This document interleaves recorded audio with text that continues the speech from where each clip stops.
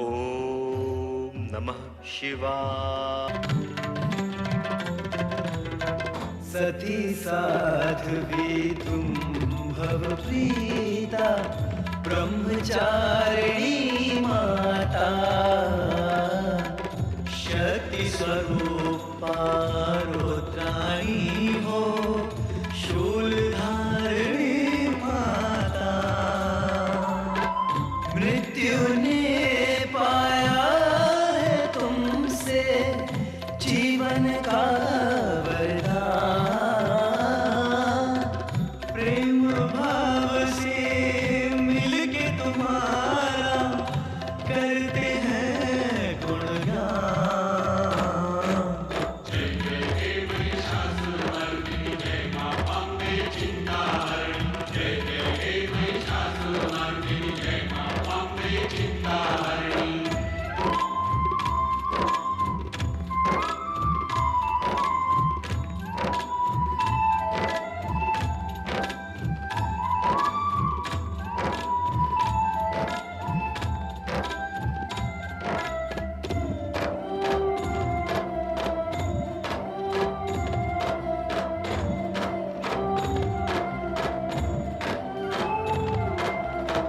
नैन खुले तो कुल सृष्टि को भोर जगाने आए, मूंद लो नैना तो इस जग को रैन सुलाने आए।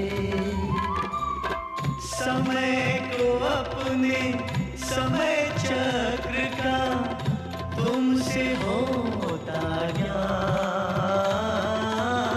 प्रेम भाव से मिलके तुम्हारा करते हैं गुणगान। जय जय हे महिषासुरमर्दिनी, जय मां अम्बे चिंताहरणी। जय जय हे महिषासुरमर्दिनी, जय मां अम्बे चिंताहरणी। धरती अंबर ताल समंदर, वृक्षलता पाषाण, प्रेम भाव से मिलके तुम्हारा करते हैं गुणगान। जय जय हे महिषासुरमर्दिनी, जय मां अम्बे चिंताहरणी। जय जय हे महिषासुरमर्दिनी, जय मां अम्बे चिंताहरणी। जय जय हे महिषासुरमर्दिनी, जय मां अम्बे चिंताहरणी। जय जय हे महिषासुरमर्दिनी, जय मां अम्बे चिंताहरणी।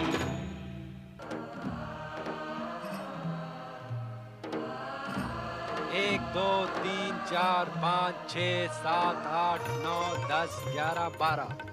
ये मारा, ये गई तुम्हारी गोटी।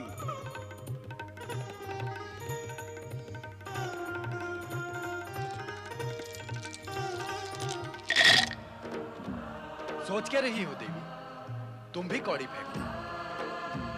आप समझते हैं कि भाग्य केवल आप ही का साथ देगा? अवश्य, जब तक सौभाग्यशालिनी देवी पार्वती हमारे साथ रहेंगी, तब तक भाग्य तो हमारा ही साथ देगा। आज मैं आपके साथ नहीं, मेरा भाग्य मेरे साथ और आपका भाग्य। हम समझ गए देवी, आज खेल खेल में ही तुम हमारी विरोधी बन बैठी, किंतु हमने भी निश्चय कर लिया है कि आज तो तुमको हरा कर ही रहेंगे। कौड़ी फेंको। 12 12 12 12 12 12 1 2 3 4 5 6 7 8 9 10 11 12। आपकी पहली गोटी गई। देखा स्वामी, अब मैं जीत गई। अब मैं जीतती चली जाऊंगी। 12 12 12 12 12 12 12 12। 1 2 3 4 5 6 7 8 9 10 11 12। दूसरी भी गई। अरे स्वामी, हार का संकेत पाते ही आप रूठ गए। ये तो कोई खेल ना हुआ। तुम ही कौड़ी फेंककर जीतती जा रही हो। एक बार कौड़ी फेंककर मुझे देना चाहिए। जो जीतता है कौड़ी वही फेंकता है। जब आप जीते थे तो कौड़ी मुझे क्यों दी थी? स्वयं क्यों नहीं फेंकी? ये हमारी उदारता थी जो हमने तुम्हें अवसर दिया, किंतु तुमने हमारी उदारता का अनुचित लाभ उठाया। खेल में उदारता महंगी पड़ती है। 12 12 12 12 12 12। लो स्वामी, आपकी तीसरी गोटी भी गई। मैं जीती और आप हारे। 3 बार मैं आपको हरा चुकी हूँ स्वामी। यदि अब आगे भी आपको खेलना हो तो मैं तैयार हूँ। देवी, तुमने हमारे साथ छल किया। छल करके ही तुम हमसे जीती। अब हम तुम्हारे साथ कभी नहीं खेलेंगे। मैं तो खेल भावना से ही खेलती रही हूँ, किंतु खेल में इस प्रकार रोष करना आपको शोभा नहीं देता स्वामी। तनिक सी जीत से तुम गर्व से भूल गई हो। गर्व में उन्मत्त होकर तुम ये भी भूल गई हो कि पति के साथ कैसा व्यवहार करना चाहिए। ऐसा मैंने क्या कह दिया है स्वामी? तो अब तुम्हें ये भी ज्ञात नहीं रहा कि तुमने क्या कहा है। भूल करने वाले को इस सत्य का ज्ञान यदि हो कि वो जो कर रहा है वो भूल है, तो वो कदापि ऐसा करे ही नहीं। किंतु अज्ञान और अहंकार के भाव प्रबल होने पर किसी भी प्राणी को यह भान नहीं होता कि वो भूल कर रहा है। कहीं तो स्वामी, इस समय मुझसे क्या भूल हुई है? क्या खेल में आपसे जीत जाना मेरी भूल है? अपनी जीत की चर्चा करना क्या मेरी भूल है? इस समय हम तुमसे इस विषय में चर्चा करना उचित नहीं समझते। आप व्यर्थ ही व्यग्र हो रहे हैं स्वामी। अच्छा, तो अब हम व्यर्थ भी कुछ कार्य करते हैं। मेरा अभिप्राय यह नहीं है स्वामी। हम तुम्हारा अभिप्राय बहुत समय से समझ रहे हैं। तुम हमें बहलाने का प्रयत्न न करो। पति का मन बहलाने का अधिकार तो पत्नी का ही होता है स्वामी, और जगत जानता है कि मैं आपकी पत्नी हूँ। बस बस, इस समय ना तो हमें तुम्हारी मीठी मधुर बातें सुननी है और ना ही तुम्हारे साथ की आवश्यकता है। आपको मेरे साथ की आवश्यकता नहीं है, तो फिर मैं इसी समय कैलाश छोड़कर अन्यत्र कहीं चली जाती हूँ। फिर आप मुझे ढूंढने की चेष्टा न करना। तुम सहज जा सकती हो। हम पहले भी तुम्हारे बिना अकेले रह चुके हैं। तुम भली भांति जानती हो कि चुनौतीपूर्ण शब्द सुनना हमारे स्वभाव में नहीं। वैसे भी तुम्हारे साथ इतने समय तक रहकर हम अपनी स्वतंत्रता खो चुके थे। अच्छा ही तुम्हारे जाने के पश्चात हम फिर से स्वतंत्र हो जाएंगे। स्वामी,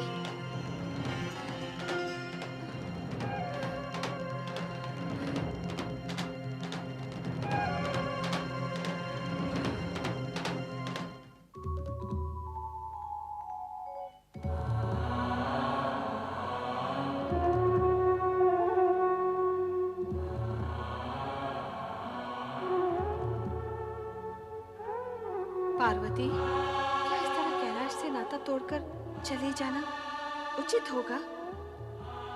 अपने पुत्र समान नंदी और शिवगणों का भी विचार नहीं आया तुम्हें? तुम्हारे न होने पर उनकी क्या स्थिति होगी? अब कैलाश से चलकर आई हूँ तो लौटकर कैसे जा सकती हूँ? नंदी और शिवगण की चिंता करने की मुझे क्या आवश्यकता है? उनकी चिंता करने वाले शिव शंकर तो कैलाश पर बैठे ही हैं ना। किंतु प्रश्न ये है कि तुम जाओगी कहाँ? और कहाँ? पिता हिमालय राज की शरण में। नहीं नहीं नहीं, वहां नहीं जाऊंगी। वहां जाने से उनकी चिंता बढ़ जाएगी और वे स्वामी के पास लौट जाने के लिए कहेंगे। नहीं, मैं वहां नहीं जाऊंगी। तो कहाँ जाऊंगी? किसी अज्ञात स्थान पर, जहां कोई मेरे विषय में जान भी ना सके। किंतु शिव तो अंतर्यामी है, तुम उनसे कैसे छिपी रह सकती हो? वे जान ही जाएंगे कि तुम कहाँ हो। जानते हैं तो जान ले। मेरा भी दृढ़ निश्चय है कि मैं इस बार सरलता से कैलाश नहीं लौटूंगी। वे मना कर थक जाएंगे, फिर भी नहीं लौटूंगी। मैं कैलाश नहीं लौटूंगी, नहीं लौटूंगी, नहीं लौटूंगी।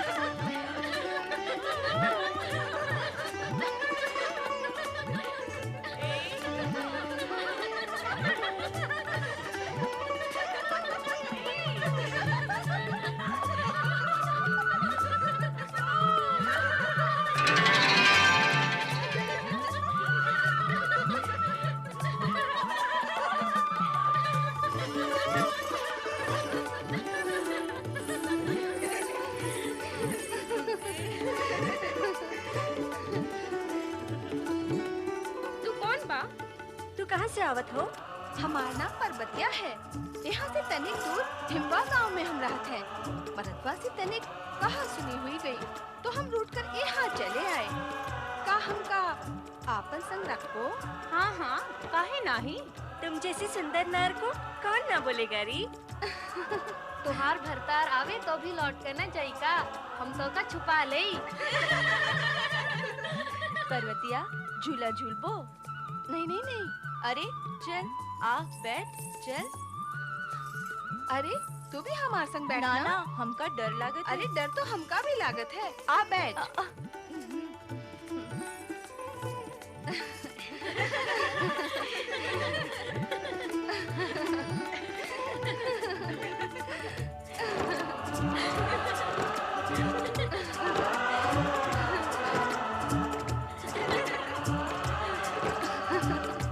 झूला झूले में तो पर्वतिया बहुत चतुर है।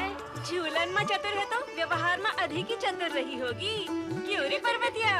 काहे कि हम अपने गांव हिमा में सदा खेलत रहे ना।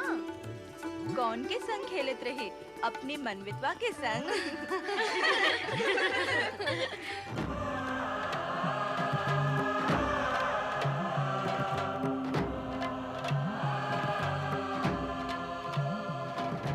आपको मेरे साथ की आवश्यकता नहीं है, तो फिर मैं इसी समय कैलाश छोड़कर अन्यत्र कहीं चली जाती हूँ। फिर आप मुझे ढूंढने की चेष्टा न करना।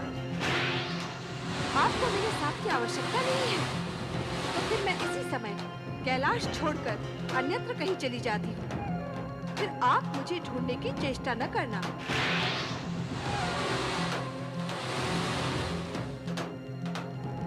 नंदी भैया, भगवान भोलेनाथ व्यग्र हैं। व्यग्र तो हम भी हैं।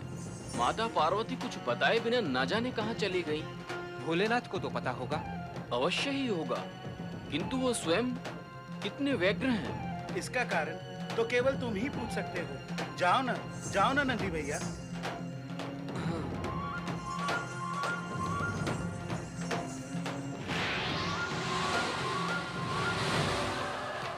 जय शिव शंकर, जय माता पार्वती।